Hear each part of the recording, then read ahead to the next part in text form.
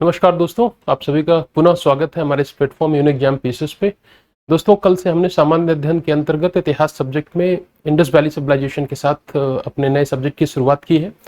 और दोस्तों, कल हम लोगों ने कुछ महत्वपूर्ण कॉन्सेप्ट्स को समझा, ये जाना कि प्रोटो हिस्ट्री, प्री हिस्ट्री और हिस्टोरिक फेज किसको कहते हैं, किन किन आधारों पर उसका डिवीजन किया गया। उसके बाद दोस्तों हम लोगों ने टाउन प्लानिंग देखी थी, पशुपति का सील देखा था। पशुपति के सील के अंतर्गत क्या क्या एनिमल्स थे, उनके राइट हैंड पे कौन से एनिमल्स हैं, उनके लेफ्ट हैंड पे कौन से एनिमल हैं, नीचे कौन सा एनिमल बैठा हुआ है, इन सब पर हमने बहुत विस्तार से बात की थी। हमने उनके टाउन प्लानिंग को देखा था, उनके सोशल लाइफ के बारे में भी हमने एक ग्लिम्स लिया था। साइमल्टेनियसली दोस्तों हमने उनसे संबंधित कुछ एमसीक्यूज भी सॉल्व किए थे। उसी श्रृंखला को आज पुनः आगे बढ़ाते हुए दोस्तों हम कुछ और इम्पॉर्टेंट एस्पेक्ट्स जो रह गए हैं इंडस वैली सिविलाइजेशन के, उन पे बात करते हैं। आइए देखते हैं दोस्तों। तो दोस्तों, आज की जो सबसे महत्वपूर्ण विषय जिसको हम लोग लेंगे वो है इंडस वैली सिविलाइजेशन की जो विशेषताएं और पतन, मतलब इसका जो कैरेक्टरिस्टिक था, इसके जो कैरेक्टरिस्टिक फीचर थे उन पे बात करेंगे, और साइमल्टेनियसली सभ्यता डिक्लाइन कैसे हुई इस पर भी बात करेंगे। तो दोस्तों, सबसे पहले हम लोग एक बार थोड़ी डिटेल में बात कर लेते हैं कि ये जो इंडस वैली सिविलाइजेशन थी, इसका टाउन प्लानिंग कैसा था। इसके टाउन प्लानिंग को लेकर के दोस्तों बहुत चर्चा रही है। ये व्यवस्था अपने टाउन प्लानिंग की वजह से न केवल समकालीन विश्व में बल्कि आज के विश्व के लिए भी ये एक आश्चर्य बना हुआ है कि उस समय में, जबकि शायद साइंटिफिक डेवलपमेंट इतने नहीं थे, इतनी कटिंग एज टेक्नोलॉजीज नहीं थी, उसके बावजूद भी वो लोग किस तरीके के लोग थे जिन्होंने इतना शानदार टाउन प्लानिंग अपने लिए किया हुआ था। तो दोस्तों देखिए, टाउन प्लानिंग के अंतर्गत जो सबसे महत्वपूर्ण उनकी व्यवस्था थी वो ड्रेनेज सिस्टम था उनका, मतलब जल निकास प्रणाली।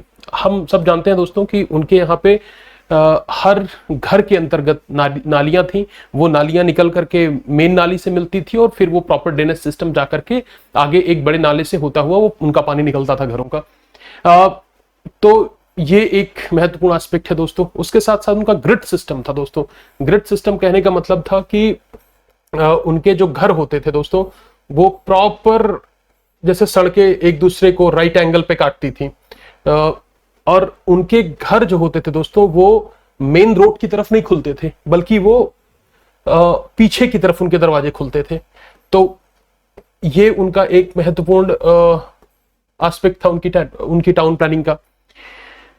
तो सड़कें एक दूसरे को समकोण पे काटती थी, जाल के जैसे जालनुमा एक दूसरे को चारों तरफ से बांधे रखती थी। तो ये एक बात है दोस्तों। ब्रंट ब्रिक्स के हमें एविडेंसेस मिले हैं दोस्तों कि जो पक्की ईंटों का इस्तेमाल वो लोग करते थे अपने घरों को बनाने के लिए। और बहुत सारी जगहों पे जैसे कालीबंगा वगैरह में सन ब्राइट ब्रिक्स का भी इस्तेमाल हुआ है, मतलब कच्ची ईंटों का इस्तेमाल हुआ है। ड्रेनेज वो कवर करते थे प्रॉपर स्टोन के थ्रू, मतलब इस तरीके से गंदगी नहीं रहती थी, खुली हुई नालियां नहीं रहती थी। आज के आधुनिक शहर में भी, हम दिल्ली जैसे शहर में भी देखते हैं, बहुत सारी जगहों पे ड्रेनेज खुला हुआ है, ओपन नालियां बह रही हैं, कूड़ा कचरा दिख रहा है, मच्छर पनप रहे हैं। लेकिन इंडस वैली सिविलाइजेशन के लोगों ने इतनी अच्छी व्यवस्था की हुई थी अपने लिए कि उनकी जो नालियां थी, ड्रेनेज सिस्टम था उनका, दैट वाज प्रॉपर्ली कवर्ड। दूसरी तरफ देखिए दोस्तों, ऊंचाई वाले भाग में नगर दुर्ग और निचले भाग में नगर। उनके पास मतलब उनकी जो हाउस प्लानिंग थी, जैसे आप किसी भी उनके मेजर सिटीज को ले, मोहनजोदड़ो को ले, हड़प्पा को ले, तो एक तरफ मतलब अगर आप देखिए कि अगर वो ये उनका ये पूरी की पूरी एक सभ्यता है, तो इसका जो वेस्ट पार्ट है, वेस्ट पार्ट इनका थोड़ा सा ऊंचाई पे है, और वो सीटाडेल है वहां पे। सीटाडेल कहने का मतलब है दोस्तों कि एक ऐसा जगह जहां पे शायद जो नोबिलिटी क्लास था, जो लैंडलॉर्ड किस्म का क्लास हो सकता है, रूलिंग किस्म का क्लास हो सकता है, उस तरीके का एक क्लास रहता था। और मोस्ट ऑफ द केसेस में ये जो सीटाडेल था, दैट वाज प्रॉपरली फोर्टिफाइड, मतलब ये चारों तरफ दीवार से इसको घेरा रहता था। हालांकि कुछ अपवाद भी इसके मिलते हैं, जैसे चान्हू दड़ो में जो सीटाडेल है वो फोर्टिफाइड नहीं है। लेकिन आमतौर पे आप देखेंगे कि जो है जो सीटाडेल होता था वो प्रॉपरली फोर्टिफाइड होता था। कुछ कुछ जगहों पे जो लोअर इनका हाउस था, जिसमें ऐसा अनुमान लगाया जाता है कि जन सामान्य रहते थे, व्यापारी वर्ग वगैरह रहता रहा होगा, रोजमर्रा के काम करने वाले लोग रहते रहे होंगे, वो भी आमतौर पर कहीं कहीं कुछ कुछ एविडेंसेस मिलते हैं। जैसे आई थिंक कालीबंगा में तो शायद तीनों ही ना सीटाडेल है और ना ये है, कहीं भी फोर्टिफाइड नहीं है। और कुछ कुछ जगहों पे दोनों ही स्थितियां ऐसी आपको प्राप्त होती हैं कि सीटाडेल भी फोर्टिफाइड है और लोअर हाउस भी फोर्टिफाइड है। तीसरा बिंदु देखते हैं हम लोग दोस्तों। सड़कें बहुत चौड़ी थी मोहनजोदड़ो वगैरह में, 10 मीटर वाइडन रोड्स मिली हुई हैं इनको, 10 मीटर तक की चौड़ी सड़कें मिली हुई हैं। तो बहुत इनका एक अच्छा सिस्टम था सड़कों को लेकर के दोस्तों। हड़प्पा से ग्रेनरी मिला हुआ है, ग्रेनरी होल्ड करने के लिए बहुत बड़े बड़े इन्होंने आवास बनाए हुए थे जिसके अंतर्गत ग्रेनरीज होल्ड होते हैं। तो एक अनुमान लगाया जाता है दोस्तों कि सरप्लस प्रोडक्शन होता रहा होगा, सरप्लस प्रोडक्शन के थ्रू ही प्रोबेबली ये पूरी की पूरी सिविलाइजेशन खड़ी हुई होगी मजबूती से। और एक दूसरा इनकी टाउन प्लानिंग का महत्वपूर्ण एस्पेक्ट था, वो था ग्रेट बाथ, जो कि हमें मोहनजोदड़ो से मिला है। ग्रेट बाथ को लेकर के भी दोस्तों बहुत सारे अनुमान लगाए गए हैं, जिसमें से एक अनुमान ये भी है कि शायद जो कुछ रिलीजियस पर्पज के लिए ग्रेट बाथ का यूज होता होगा, क्योंकि वहां से बहुत सारे फायर अल्टर्स भी मिले हुए हैं। मतलब कुछ ये अग्नि वेदिका जिनको बोलते हैं, कि शायद लोग नहा करके आते रहे होंगे और उसके बाद कुछ हवन जैसी कोई एक रिचुअल वो परफॉर्म करते रहे होंगे। तो ऐसा भी अनुमान लगाते हैं दोस्तों। आइए अगले खंड की ओर चलते हैं दोस्तों। देखिए इनके सोशल लाइफ के बारे में बात करते हैं। ये एक बहुत महत्वपूर्ण प्रश्न है दोस्तों, कई बार पूछा गया है कि जो इंडस वैली सिविलाइजेशन के लोग थे, उनकी उस सभ्यता का सोसाइटल नेचर कैसा था। जैसे हम आज की अपने देश की बात करें या मोस्टली विश्व में हम तमाम देशों की बात करें, तो हम मोस्टली आप देखेंगे कि एक टेंडेंसी दिखाई देती है पेट्रियार्कल सोसाइटी की। पितृसत्तात्मक परिवार है, हम अपने पिता का नाम लेते हैं और उस तरीके से चलते हैं। लेकिन ये सोसाइटी अभी तक जितने भी एविडेंसेस मिले हुए हैं, उनके आधार पे इतिहासकारों ने यही अनुमान लगाया है कि ये मैट्रियार्कल सोसाइटी थी। और इस बात का अनुमान इस बात से भी लगता है दोस्तों कि बहुत सारे क्ले पॉट्स मिले हुए हैं, जिनको मृण मूर्तियां कहते हैं, मातृ देवी की मूर्तियां मिली हुई हैं। और एक ऐसी मूर्ति है जिसके गर्भ से, इसकी ओन से एक वृक्ष निकलता हुआ दिखाई दे रहा है।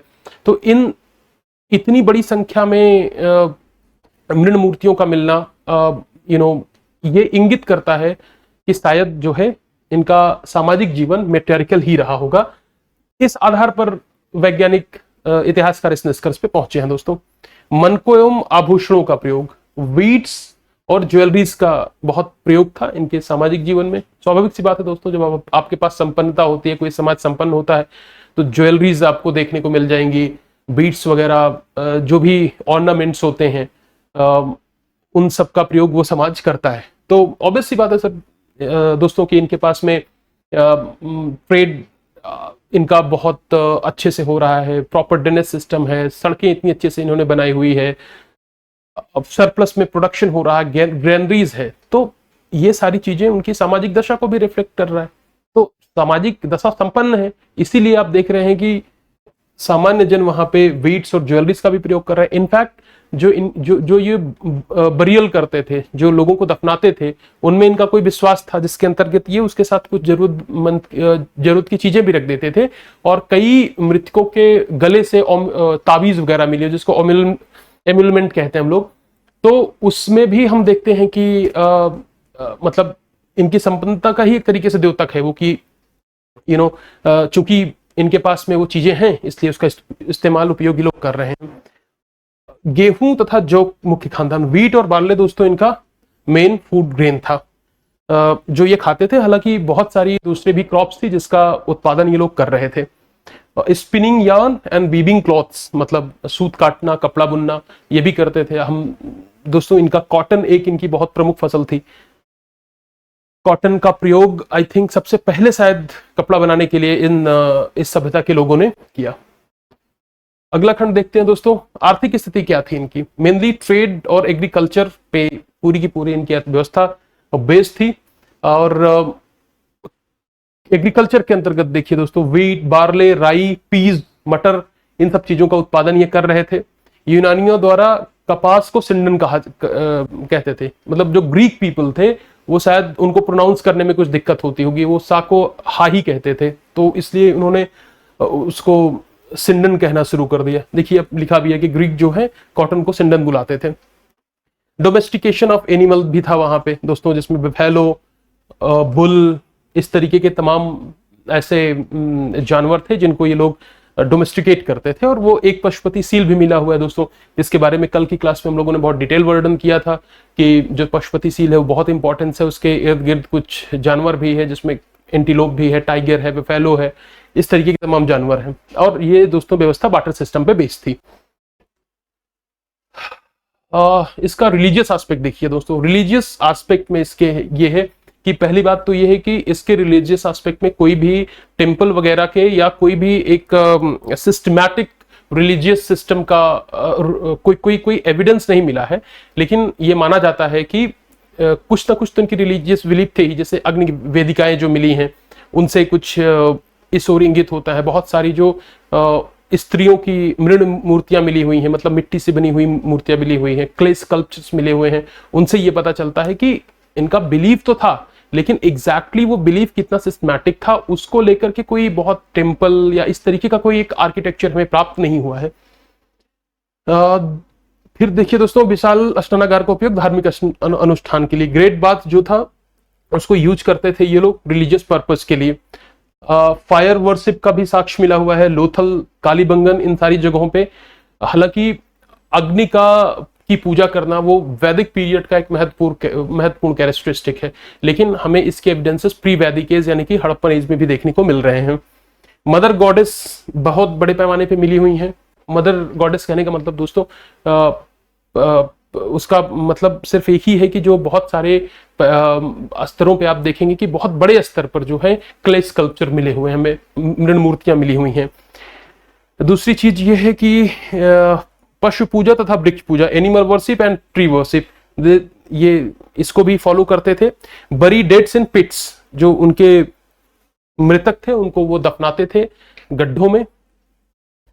और पशुपति शिव को महत्व, तो पशुपति शिव का तो सबसे ज्यादा इंपॉर्टेंस था ही। हमें बहुत सारी जो सील्स मिली हुई हैं उसमें भी पशुपति मिले हुए हैं, उनके इर्द गिर्द तमाम एनिमल्स हैं, उसके बारे में भी हम लोगों ने कल ही डिटेल में बात की थी।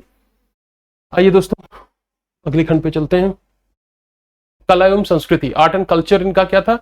देखिए मेटलर्जी का बहुत उपयोग होता था दोस्तों इनके इस समय। They used to practise metallurgy on a huge scale, जिसमें बेसिकली ब्रॉन्ज और कॉपर की धातु शिल्प से, धातु कर्म में ये लोग संलग्न थे। मृत भांडों का निर्माण होता था, मतलब पॉटरीज का इस्तेमाल होता था। पॉटरी दोस्तों बहुत इंपॉर्टेंस रखता है हमारे एंशियंट इंडिया के डेवलपमेंट को ट्रेस करने में। यहाँ पे आप देखिए कि आपको मेनली रेड ग्रेवेयर्स मिलेंगे, RGW कहते हैं। और जब हम लोग वैदिक पीरियड में जाएंगे तो हम लोगों को पेंटेड ग्रेवेयर्स मिलने लग जाते हैं। और जब हम लोग मौर्यन काल में जाते हैं तो हम लोगों को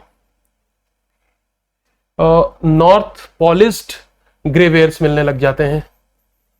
तो नॉर्थ NPGW, सॉरी इसको मैं एक बार फिर से लिख देता हूं, NPGW, नॉर्थ पॉलिश ग्रेवेयर्स। तो इस तरीके से है दोस्तों कि पॉटरीज उनका डेवलपमेंट कैसे हो रहा है, इससे हम पूरे एंशिएंट इंडिया के एवोल्यूशन को भी ट्रेस कर सकते हैं। स्टेटाइट सील, वही जो फेमस पशुपति सील है दोस्तों, जो मोहनजोदड़ो से प्राप्त हुई है, वो स्टेटाइट की बनी होती थी। मोहरों पर लेख तथा पशुओं की आकृति, जो मेनली सील्स होती थी, उस पर कुछ ना कुछ राइटिंग्स होती थी और उस पर कुछ पिक्टोग्राफिक इमेजेस भी होती थी। तो हमको पता भी है दोस्तों कि जो उनकी जो ये मेनली संस्कृति थी ये पिक्टोग्राफिक ही थी, इनकी जो स्क्रिप्ट थी। और इनके अगर हम स्क्रिप्ट की बात करें दोस्तों तो अभी तक इनके 400 राइटिंग सैंपल्स हमें मिले हुए हैं, 4000 इनफैक्ट, सॉरी 4000 राइटिंग सैंपल्स इनके मिले हुए हैं। लेकिन वही है कि वो डिसाइफर्ड नहीं है वो लैंग्वेज, तो एग्जैक्टली पता नहीं है कि उसका अर्थ क्या है, उसको किस तरीके से उसको पढ़ा जाना चाहिए। पिक्टोग्राफिक स्क्रिप्ट है, ये बात कई बार आ चुकी है। और इनकी जो लैंग्वेज थी दोस्तों, that used to be in boustrophedon form. Boustrophedon कहते थे इसको।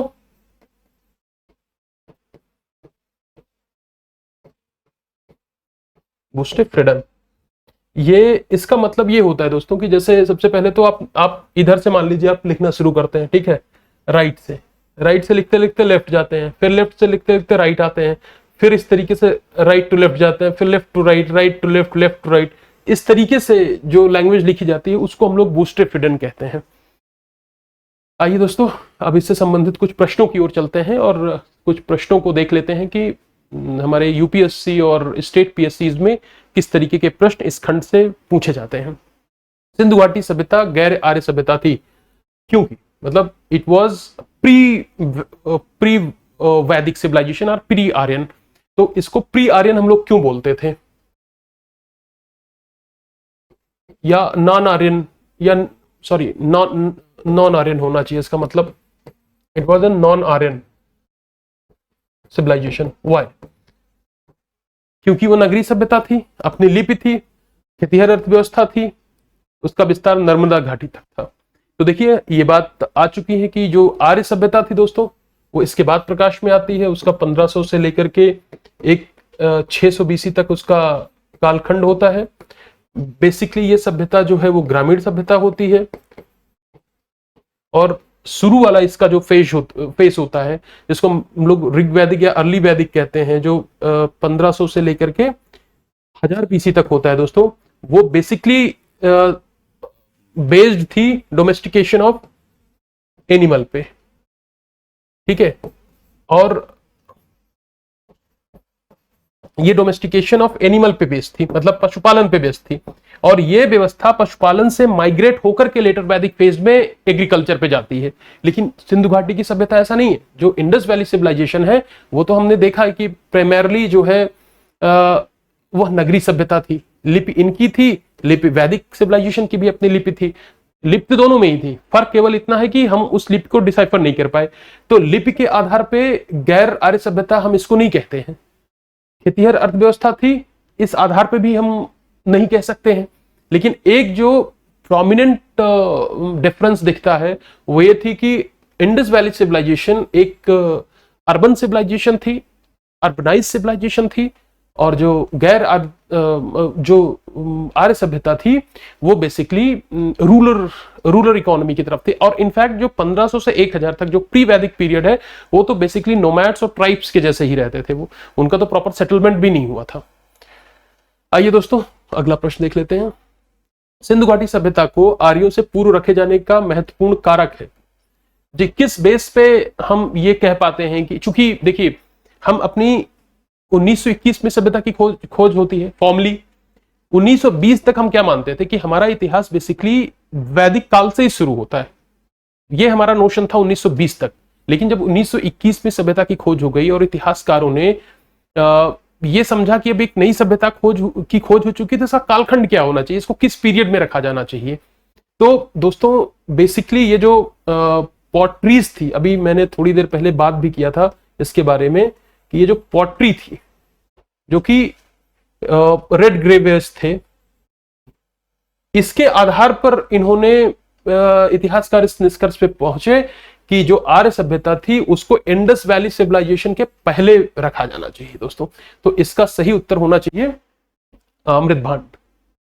अगला प्रश्न, हड़प्पा में मिट्टी के बर्तनों पर सामान्यतः किस रंग का प्रयोग हुआ था जी। अभी देखिए सर, अभी मैंने दोस्तों आप लोगों से कहा रेड ग्रेवेयर्स, तो आप देखेंगे कि ये जो रेड है ना, रेड ग्रेवेयर्स का जो रेड है, यही मिट्टी के बर्तनों पर हड़प्पा के बेसिकली प्रयोग होता था।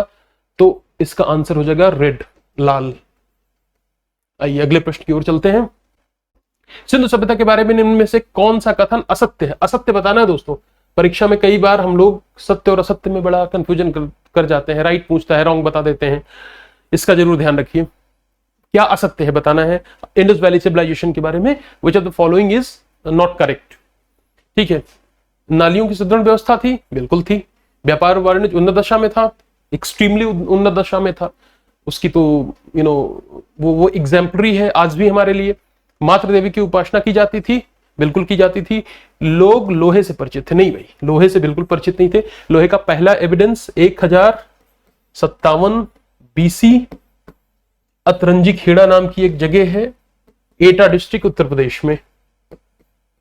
अतरंजी खेड़ा, एटा यूपी में एक जगह है जहां से पहली बार हमें लोहे के एविडेंसेस मिलते हैं। और इसी कारण से इसको हम ब्रॉन्ज एज सिविलाइजेशन भी कहते हैं, चूंकि वो जो समय है उसमें जिस धातु का प्रीडोमिनेंटली यूज हो रहा है वो ब्रॉन्ज है। ठीक है दोस्तों, तो ब्रॉन्ज एज सिविलाइजेशन है ये, सिंधु घाटी की सभ्यता, Indus Valley, Bronze Age civilisation है। आइए दोस्तों अगला प्रश्न देखते हैं। वस्त्रों के लिए कपास की खेती का आरंभ पहले किया गया।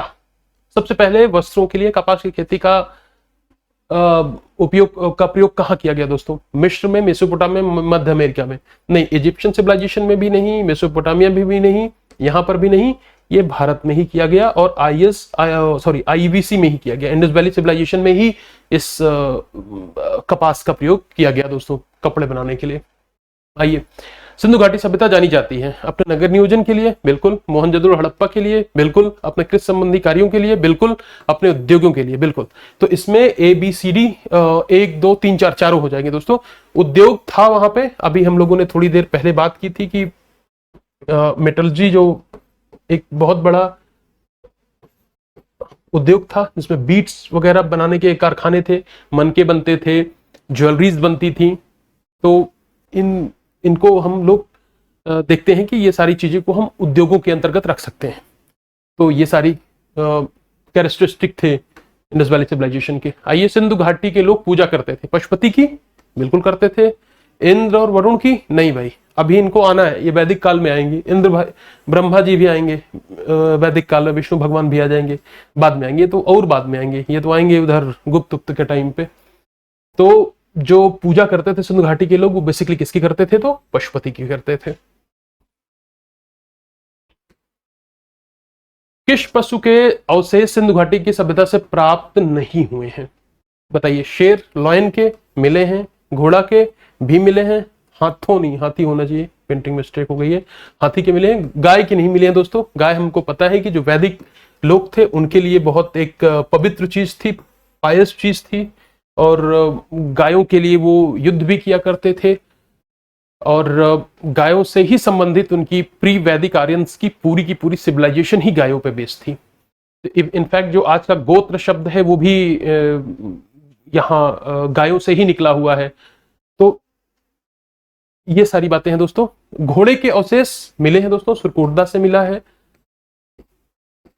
इंडस वैली सिविलाइजेशन के अंतर्गत जब हम देखते हैं तो ये चीज है।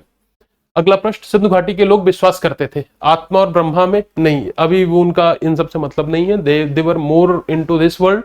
जो अभी तक एविडेंसेस मिले हैं उनको आत्मा ब्रह्मा से कुछ इतना लेना देना नहीं था।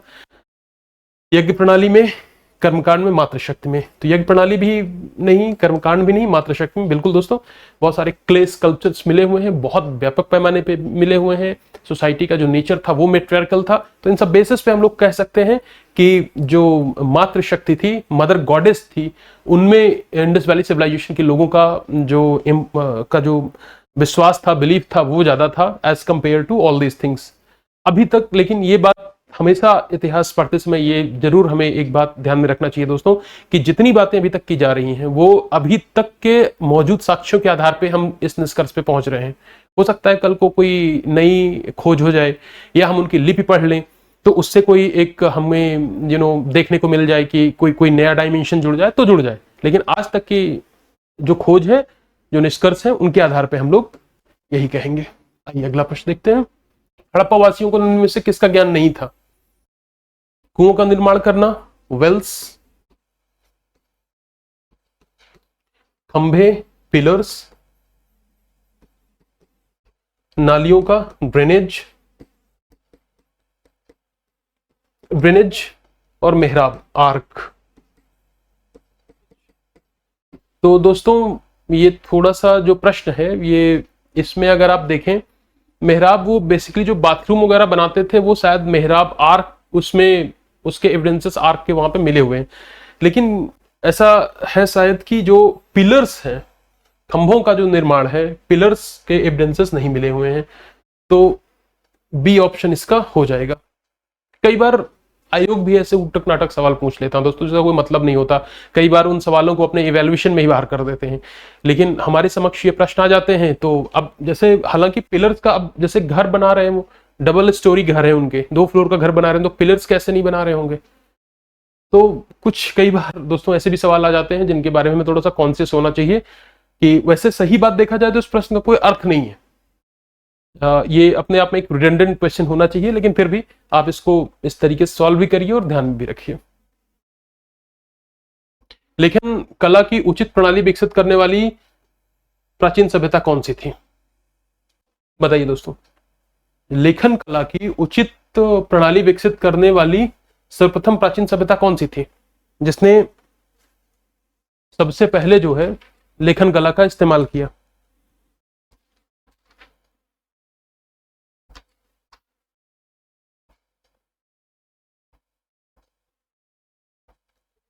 तो दोस्तों इसका उत्तर हो जाएगा सुमेरियन। जो सुमेरियन सिविलाइजेशन थी, that was the first civilisation which has developed proper writing skills. तो इसका दोस्तों मतलब इंडस वैली सिविलाइजेशन, इजिप्शियन और चाइनीज सिविलाइजेशन के पहले ही उसने लेखन कला का विकास कर लिया था। वहां पे एक स्क्रिप्ट जो है वहां पे प्रैक्टिस में थी। आइए दोस्तों अगला प्रश्न देख लेते हैं।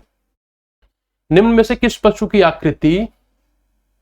आकृति जो मोहर पर मिली है, जिससे ज्ञात होता है कि सिंधु घाटी व मेसोपोटामिया की सभ्यताओं के मध्य व्यापारिक संबंध थे। निम्न में से किस पशु की आकृति? घोड़ा नहीं दोस्तों, घोड़ा नहीं, हॉर्स नहीं, गधा नहीं, हाथी नहीं, ये बैल है। तो जो बैल है दोस्तों, उसकी जो बेसिकली एक सील है, बुल सील, उससे ये ज्ञात होता है कि सिंधु और मेसोपोटामिया की सभ्यता के मध्य व्यापारिक संबंध थे। और बहुत सारी मेसोपोटामियन सील्स भी प्राप्त हुई हैं भारत के कई स्थलों से। लोथल से प्राप्त हुई है, और मेलुहा शब्द का इस्तेमाल किया जाता था। मेसोपोटामियन सिविलाइजेशन में मेलुहा शब्द इस्तेमाल किया जाता था दोस्तों इंडस वैली सिविलाइजेशन के लिए। आइए दोस्तों अगला प्रश्न देख लेते हैं। निम्नलिखित पशुओं में से किस एक का हड़प्पा संस्कृति में पाई गई मोहरों और टेराकोटा निरूपण नहीं हुआ है, बताइए दोस्तों। देखिए गाय सामने दिख रही है दोस्तों, आपको कुछ सोचने की जरूरत नहीं है। गाय के एविडेंसेस अभी तक इंडस वैली सिविलाइजेशन से नहीं मिले हैं। एलिफेंट का प्रयोग होता था, गैंडा का प्रयोग होता था, बाघ का प्रयोग होता था। लेकिन दोस्तों बहुत सारे लोग कहते हैं कि जो बुल है वो क्या है, अगर गाय नहीं है तो बुल कहां से आ गई। तो बहुत एक नेचुरल सा, बड़ा रेशनल सा सवाल है ये। लेकिन ये सब हमें आर्कियोलॉजिकल एविडेंसेस मिले हैं दोस्तों, उस आधार पर ही हम पढ़ रहे हैं इस पूरे के पूरे चैप्टर को। तो जितने अभी तक आर्कियोलॉजिकल एक्सकवेशंस हुए हैं उनमें गायों के साक्ष्य नहीं मिले हैं, इस वजह से हम नहीं मान रहे हैं। और खास करके सील्स पर और जो टेराकोटा की जो कॉइन्स वगैरह थी जो वो बना रहे थे, उस पे तो नहीं मिले हैं और नहीं मिले हैं। तो इसलिए से इसका उत्तर हो जाएगा गाय। आइए दोस्तों, हड़प्पाकालीन स्थलों में अभी तक किस धातु की प्राप्ति नहीं हुई है? देखिए कॉपर बिल्कुल मिला है, गोल्ड, सिल्वर, ये सब का प्रयोग प्रॉपर तरीके से होता था दोस्तों। लोहा का प्रयोग नहीं होता था। लोहे के बारे में अभी हम लोगों ने जाना कि 1057 बीसी में पहली बार अतरंजी खेड़ा नामक जगह पे, जो एटा डिस्ट्रिक्ट है उत्तर प्रदेश में, वहां पे पहली बार लोहे के साक्ष्य दोस्तों मिले हैं। ठीक है दोस्तों। अब देखिए दोस्तों, कुछ और महत्वपूर्ण धातुएं हैं जिनका उपयोग हड़प्पा सभ्यता के लोग करते थे, और वो कहां कहां से मिले हैं उसको देख लेते हैं। सीसा, लेड, ईरान से ये लोग आयातित करते थे, क्योंकि इनका इंपोर्ट एक्सपोर्ट दोस्तों बहुत व्यापक पैमाने पे था। ये इनका इंटरनल एक्सपोर्ट भी था। इंटरनल कहने का मतलब कि जो हड़प्पा सभ्यता के स्थल थे, जैसे मोहनजोदड़ो, कालीबंगान, रंगपुर, कोटडीजी, ये आपस में भी ट्रेड करते थे। और साइमल्टेनियसली ये जो दूसरी सभ्यताएं थी, सुमेरियन, मेसोपोटामियन, उनसे भी इनका ट्रेड का कार्य चल रहा था। तो लेड ये लोग ईरान से लाते थे। ईरान कहने का मतलब मोटे तौर पर मेसोपोटामिया सभ्यता से, क्योंकि ईरान आज वर्तमान में ईरान इराक का ये क्षेत्र है जहां पे मेसोपोटामियन सिविलाइजेशन मिलती है। कॉपर ये लोग खेतड़ी से लाते थे, राजस्थान से। आज भी खेतड़ी में व्यापक पैमाने पर दोस्तों कॉपर मिलता है। गोल्ड ये लोग कर्नाटका से लाते हैं। हम सब जानते हैं कि कोलार की जो माइंस हैं जिन पे केजीएफ मूवी भी बनी है, इनफैक्ट वहां से बड़े पैमाने पर सोना मिलता है। टिन ये लोग अफगानिस्तान के क्षेत्र से लेकर के आते थे। लाजुअर्द, लजूली जिसको कहते हैं, lapis lazuli, they used to get from Mesopotamia. And गोमेद, onyx, ONYX, onyx, they used to get from Saurashtra, Gujarat. तो इसको आप देख लीजिए दोस्तों, अगर आप चाहें तो इसका स्क्रीनशॉट भी ले सकते हैं। ये बहुत महत्वपूर्ण इंफॉर्मेशन है।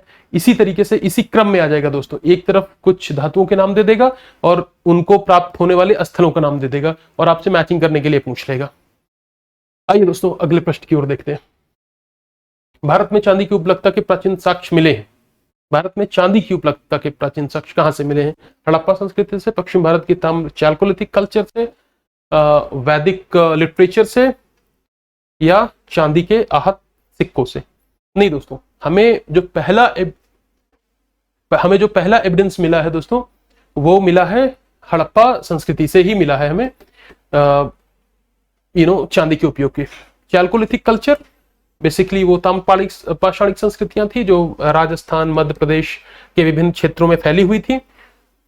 वैदिक संहिताओं में बिल्कुल नहीं। चांदी के आहत सिक्के शब्द आया है दोस्तों यहाँ पे। आहत सिक्के, इनको पंच मार्क्ड कॉइन्स भी कहा जाता था। पंच मार्क्ड कॉइन इनको कहते थे। और ये बेसिकली 6th सेंचुरी BC के आसपास इस तरीके के सिक्कों का प्रयोग, प्रचलन भारत में शुरू होता है। आइए दोस्तों अगला प्रश्न देख लेते हैं। हड़प्पा सभ्यता की खुदाई में मिले अवशेषों के आधार पर कौन सा कथन सही नहीं है? नहीं है बताना है दोस्तों, ध्यान रखना। सभी तरह के निर्माण कार्यों के लिए एक आकार की ईंट का उपयोग किया जाता था। मुख्यतः सभी घर एक मंजिल ही बनाए जाते थे। मुख्य सड़कें औसतन 10 मीटर चौड़ी होती थी। तो हमें यह बताना है दोस्तों कि जो इनका बेसिकली ब्रिक साइज था, क्या वो एक था, यूनानिमस था? आप मोटे तौर पर देखेंगे दोस्तों कि इनका जो ब्रिक साइज था वो यूनानिमस ही हुआ करता था। एक खास माप की ईंटों का ही ये लोग प्रयोग किया करते थे। सभी घर एक मंजिल नहीं, बिल्कुल नहीं। मल्टी स्टोरीज भी बिल्डिंग बनाते थे ये, 2 स्टोरी बिल्डिंग भी बनाते थे ये। मुख्य सड़कें औसतन 10 मीटर चौड़ी होती थी। हाँ दोस्तों, ये इनकी सड़कें they used to as broad as 10 metre. खास करके मोहनजोदड़ो वगैरह में इनकी सड़कें 10 मीटर चौड़ी तक मिली हुई हैं। तो 1 और 3 कहीं है? बिल्कुल 1 और 3 इसमें ऑप्शन सही हो जाएगा। अगला प्रश्न देखते हैं दोस्तों। सिंधु घाटी की सबसे महत्वपूर्ण विशेषता क्या है? सबसे महत्वपूर्ण विशेषता पूछ रहा है, मतलब कई विशेषताएं हैं, उनमें भी कोई ऐसी बात है जो सबसे महत्वपूर्ण है। पक्की ईंट से बनी इमारत, प्रथम असली मेहराब, बिल्कुल गलत। पूजा स्थल, नहीं, कोई ऐसा खास एविडेंस नहीं। कला और वास्तुकला, ऊपर में से कोई नहीं, या एक से अधिक। तो देखिए दोस्तों, कला और वास्तुकला कुछ स्पेसिफिक यहाँ पे नहीं कहा जा रहा है कला और वास्तुकला को लेकर के। तो इसका उत्तर होना चाहिए दोस्तों पक्की ईंट से बनी इमारत। वो उस समय में आज के टाइम पे अगर आप कंपैरिजन करें तो डेफिनेटली एक बहुत ही मेन कैरेक्टरिस्टिक था। तो दोस्तों इसका उत्तर यही होना चाहिए। यहां पे आया दोस्तों प्रथम असली मेहराब। पहली बार जो फर्स्ट ट्रू आर्क थी दोस्तों, वो गयासुद्दीन बलबन का जो मकबरा बनता है वहां पे पहली बार फर्स्ट ट्रू आर्क का प्रयोग वहां पे किया जाता है। पहली बार असली मेहराब का प्रयोग वहां पर किया जाता है दोस्तों। तो ये प्रश्न हो गया। आइए दोस्तों अगला प्रश्न हम लोग देख लेते हैं। निम्नलिखित में से कौन सा से लक्षण सिंधु सभ्यता के लोगों का सही चित्रण करता है या करते हैं? विशाल महल और मंदिर होते थे? मंदिर नहीं होते थे। ये देवी देवता दोनों की ही पूजा करते थे। ये युद्ध में घोड़ों द्वारा खींचे गए रथों का प्रयोग करते थे। युद्ध में घोड़ों का प्रयोग करते थे ऐसा कोई एविडेंस हमारे पास में नहीं है। ये देवियों और देवताओं दोनों की पूजा करते थे। इसको भी हम लोग दोस्तों पक्के पैमाने पे नहीं कह सकते हैं, क्योंकि मदर गॉडेस की तो बार बार चर्चा आती है, लेकिन कोई देवता ऐसे थे जिनकी ये लोग पूजा करते थे, इस बात का कोई एविडेंस नहीं है। तो इसका उत्तर होना चाहिए उपर्युक्त में से कोई नहीं। आइए, सिंधु घाटी सभ्यता के संदर्भ में कथनों पर विचार कीजिए। यह प्रमुखता लौकिक सभ्यता थी। लौकिक से मतलब which was more of this world, worldly affairs. They used to more believe into worldly affairs rather than life, after death. यद्यपि इसमें धार्मिक तत्व उपस्थित थे, परंतु वर्चस्वशाली नहीं थे। हाँ, बिल्कुल संभव है। यही अभी तक जितने एविडेंसेस हैं दोस्तों, इसके आधार पे हम इसी निष्कर्ष पे हैं ही बेसिकली, कि कुछ ना कुछ तो उनका बिलीफ सिस्टम था, but that belief system was not dominating over them. उस काल में भारत में कपास के वस्त्र बनाए जाते थे। बिल्कुल सर। तो 1 और 2 दोनों सही हैं, ये इसका उत्तर हो जाएगा। आइए अगले प्रश्न में चलते हैं। सिंधु घाटी संस्कृति वैदिक सभ्यता से भिन्न थी। क्यों भिन्न थी? इसके पास विकसित शहरी सुविधाएं थी, बिल्कुल थी। इसके पास बिल्कुल थी। पिक्टोग्राफिक स्क्रिप्ट थी। इनके पास लोहे और रक्षा शास्त्रों के ज्ञान का अभाव था, बिल्कुल था। ये भी सही है, तो उपयुक्त सभी हो जाएंगे। देखना दोस्तों, इस तरीके के ऑप्शंस में अक्सर आप लोग कंफ्यूज हो जाते हैं। इधर लोहा देखा और फिर लगा कि यार आयरन तो था नहीं इंडस वैली सिविलाइजेशन में, तुरंत हमने इसको गलत मान लिया, जबकि वो खुद ही कह रहा है कि नहीं था, अभाव था। ठीक है, तो इसको जरूर ध्यान रखना है दोस्तों। यही सारी छोटी छोटी चीजें हैं दोस्तों, जो हमें जो हमारा एमसीक्यूज टाइप के क्वेश्चन होते हैं, इसीलिए इसको बार बार हमें प्रैक्टिस करना चाहिए, ज्यादा से ज्यादा प्रैक्टिस करना चाहिए, ताकि हमें एग्जैक्टली ये पता चल सके कि हम ह्यूमन एरर कहाँ कहाँ पे हमसे हो सकते हैं। और जितना ज्यादा हम प्रैक्टिस कर लेंगे दोस्तों एमसीक्यूज की, उतना हमसे ह्यूमन एरर होने की जो पॉसिबिलिटी है वो कम हो जाता है। निम्नलिखित कथनों पर विचार कीजिए और नीचे दिए गए कूट से सही उत्तर चुनिए। मोहनजोदड़ो, हड़प्पा, रोपड़, कालीबंगा सिंधु सभ्यता के प्रमुख स्थल थे। they were the prominent cities of Harappan civilization. Mohenjodaro, Harappa, Ropar and Kalibangan, undoubtedly true. Harappa के लोगों ने सड़कों तथा नालियों के जाल के साथ नियोजित शहरों का विकास किया। Definitely very true. कहने का मतलब है, अगर कोई इंग्लिश मीडियम में देख रहा होगा तो they had planned cities along with proper grids and drainage pattern. True. Harappa के लोगों को धातुओं का उपयोग का पता नहीं था। नहीं, बिल्कुल गलत है। हम जानते हैं दोस्तों कि जो मेटलर्जी थी वो बहुत ही बहुत ही विकसित अवस्था में थी। धातुकर्म, धातु शिल्प का प्रयोग जो है वो बहुत व्यापक पैमाने पे हो रहा था। तो 3 गलत है, बाकी 1 और 2 ये सही है दोस्तों। तो ये प्रश्न इस तरीके से हम सॉल्व करेंगे। आइए, निम्नलिखित सभ्यताओं का उत्तर से दक्षिण का क्रम क्या है? ये दोस्तों ROARO का प्रश्न है। ROARO 2016 का आई थिंक प्रश्न है। और मैं एक बात जरूर कहूंगा दोस्तों कि आप लोग कभी भी इस तरीके के प्रश्न को देखिए तो इस तरीके के प्रश्नों के पीछे आप भागिए मत, क्योंकि ये ऐसा प्रश्न है जिसको आप तैयार नहीं कर सकते। और आपको पता है कि 65% अगर आप क्वेश्चन में करके चले जाते हैं तो आप इजिली कट ऑफ क्रॉस कर जाएंगे। हमारा काम है दोस्तों इसको सॉल्व करवाना, तो हम तो डेफिनेटली आपको सॉल्व करवाएंगे ही। लेकिन कई बार खास करके ROARO की जो परीक्षा है उसमें तो इतने ऊट पटांग उल जलूल सवाल वो पूछता है कि वो भगवान ही जाने कौन कर पाएगा उसको। तो उसको लेकर के बहुत वरीड नहीं होना है दोस्तों ये। लेकिन इसको देख लेते हैं एक बार। इसका सही उत्तर ये है एज़टेक, माया, मुइंस्का, इंका। ये बेसिकली साउथ अमेरिका की सिविलाइजेशंस थी जो अलग अलग कालखंड में प्रकाश में आई है दोस्तों। तो वहां से इन्होंने ये प्रश्न बना लिया है। एज़टेक है, माया है, मुइंस्का है, इंका है। It's not of that importance, but if you want to say it you can mug it off. आइए अगला देख लेते हैं दोस्तों। निम्नलिखित में से कौन सी सभ्यता नील नदी के तट पर पनपी? सबको पता है दोस्तों, मिस्र की सभ्यता हो जाएगी। Egypt was on the bank of Nile river, वो अभी भी है। IIT खड़गपुर के अध्ययन दल की रिपोर्ट के अनुसार कितने वर्षों की तक बारिश ना होने के कारण पतन हो गया? तो ये दोस्तों IIT खड़गपुर हमारे देश का एक प्रतिष्ठित संस्थान है। उसने एक स्टडी किया था जिसके आधार पर उन्होंने कहा था कि 900 वर्ष तक लगातार बारिश न होने के कारण से सिंधु सभ्यता का पतन हो गया। तो जो सिंधु सभ्यता के पतन की बात है दोस्तों, उसमें एक प्रोमिनेंट बात यह भी कही जाती है इसके पतन से संबंधित कि क्लाइमेट चेंज की वजह से इस सभ्यता का पतन हुआ। उसी बात को ये आईआईटी का जो रिसर्च है वो उसको पुष्ट कर रहा है। अगला प्रश्न देखते हैं दोस्तों, भारत के निम्नलिखित आने का सही कालानुक्रम क्या है? सोने के सिक्के, आहत, चांदी के सिक्के, लोहे का हल, नगर संस्कृति। देखिए दोस्तों, हम लोग अभी क्या पढ़ रहे हैं? Indus Valley civilisation. आहत सिक्के आते हैं दोस्तों 6th सेंचुरी बीसी में। सोने के सिक्के और बाद में आते हैं। सोने के सिक्कों को सबसे पहले लेकर के आए इंडो ग्रीक, और ये बात है, इंडो ग्रीक जब आते हैं तो ये बात है पोस्ट मौर्यन एज की। तो ये बात है दोस्तों पोस्ट मौर्यन एज की, ठीक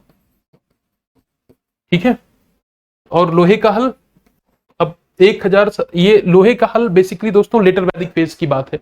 मतलब आप मान के चलिए कि 8th या 9th सेंचुरी बीसी की बात है ये। तो अब देखिए सबसे पहले क्या हुआ? इंडस वैली सिविलाइजेशन, फिर लोहे के हल का प्रयोग हो रहा है, देन पंच मार्क्ड क्वाइंस आ रहे हैं सिल्वर के, और फिर सोने का। तो 4 3 2 1 ये इसका क्रम होना चाहिए दोस्तों। कहां पे? 4 3 2 1, इसका डी आंसर हो जाएगा। आइए अगला प्रश्न देख लेते हैं। सूची को मिलान करना है 1 और 2 से। हमें बताना है कि कुछ नदियों के नाम दिए हैं, कुछ नगरों के नाम दिए हैं, और किन नगरों से किन नदियों का किस रूप में संबंध है। हड़प्पा दोस्तों हम सब जानते हैं रावी नदी के तट पर है। हस्तिनापुर दोस्तों गंगा के तट पर है। हस्तिनापुर मतलब दोस्तों आज का मेरठ आप एक तरीके से कह सकते हैं, उसके आसपास का इलाका। नागार्जुन कोंडा दोस्तों ये है जो है ये कृष्णा नदी के तट पर। पैठन ये है गोदावरी नदी के तट पर। तो 1 में 1 2 बी 3, ये इसका बी ऑप्शन, बी जो दोस्तों ऑप्शन इसका सही हो जाएगा। इस तरीके से क्रम आप जरूर ध्यान रखिएगा दोस्तों, इस तरीके से अक्सर सवाल पूछ लिया जाता है। तो दोस्तों ये आज का सेशन रहा हम लोगों का, जिसमें हमने सिंधु सभ्यता के बहुत महत्वपूर्ण जो उसके फीचर्स थे दोस्तों उनके बारे में बात की। आज हमारी दूसरी क्लास थी। हम एक क्लास और लेकर के आएंगे दोस्तों इसके ऊपर, जिसमें हम और डिटेल में थोड़ा सा देख लेंगे कि प्रश्न पत्रों में विगत वर्षों में क्या क्या सवाल पूछे गए हैं, ताकि आपका एक भी प्रश्न इससे दोस्तों आपका छूटे ना किसी भी तरीके से, चाहे वो कॉन्सेप्चुअल पार्ट से हो चाहे फैक्चुअल पार्ट से हो। और इसके बाद दोस्तों हम लोग वैदिक सिविलाइजेशन की तरफ चलेंगे। Thank you.